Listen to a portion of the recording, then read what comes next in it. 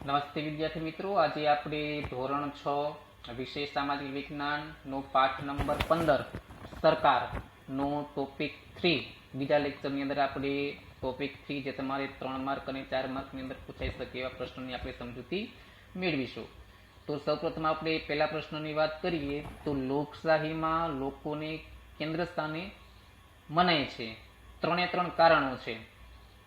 તો અબ્રાહિમ લિંકને લોકશાહીની વ્યાખ્યા આ પ્રમાણે આપી છે કે લોકશાહી સરકાર એટલે લોકોનું, લોકો માટેનું અને લોકો વડે ચાલતું તંત્ર.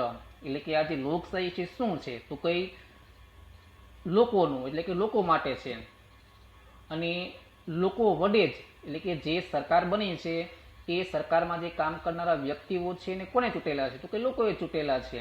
તો લોકોનું, લોકો માટે અને લોકો વડે ચાલતું તંત્ર એને લોકશાહી કહેવામાં આવે છે. અને અંગ્રેજીમાં government of the people, for the people and by the people એવો એનો અર્થ છે એ કાઢી શકાય છે. લોકશાહીમાં લોકો મતદાન દ્વારા પોતાના પ્રતિનિધિઓ ચૂંટે છે અને એ પ્રતિનિધિઓમાંથી દેશના વહીવટ માટે સરકારની રચના છે કરવામાં આવે છે.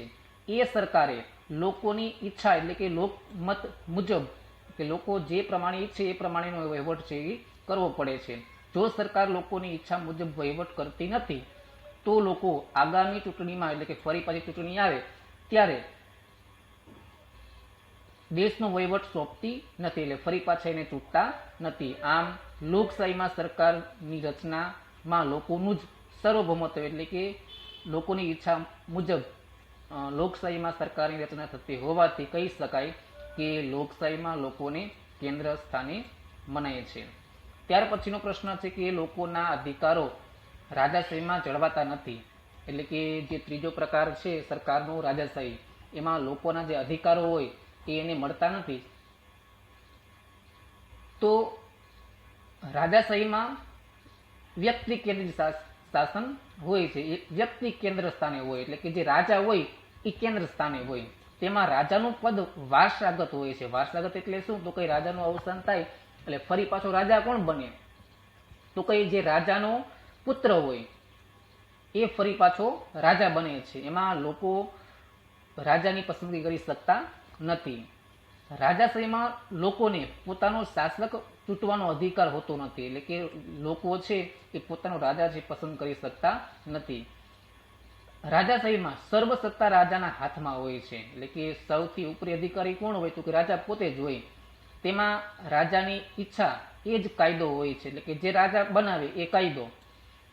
રાજાને લીધેલા નિર્ણયો આખરી ગણાય છે. એટલે કે રાજાએ જે નિર્ણય લીધો એ આખરી ગણાય છે. એના પછી એ નિર્ણય ઉપર કોઈ દખલગીરી કરી શકતું નથી. તેથી રાજાશાહીમાં લોકોના અધિકારો છે જળવાતા નથી એમ કહી શકાય.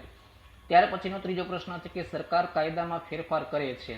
તો કે લોકશાહીમાં દેશના વહીવટ માટે લોકોએ ચૂંટેલા પ્રતિનિધિઓમાંથી સરકારની રચના જે થાય છે અને સરકાર બંધારણને કેન્દ્રમાં રાખીને લોકોની ઈચ્છા અથવા તો લોકમત અથવા તો એને અનુસર લોકહિત માટે જરૂરી કાયદા છે ઘડે છે. લોકશાહીમાં જો લોકમત બદલાય તો સરકારે ઘડેલા કાયદા છે અથવા સરકારે અમલમાં મૂકેલા જે કાયદા છે એમાં એને ફેરફાર છે એ કરવો પડે છે. લોકશાહીમાં સરકાર કાયદામાં ફેરફાર કરવાની સત્તા ધરાવે છે. આથી કહી શકાય કે સરકાર છે એ કાયદામાં ફેરફાર છે એ કરી શકે છે. તો વિદ્યાર્થી મિત્રો, આ 3 પ્રશ્ન છે ફરી પાછા તમારે 1 થી 2 વાર એનું વાંચન કરી અને તૈયારી કરવાની થશે. Thank you.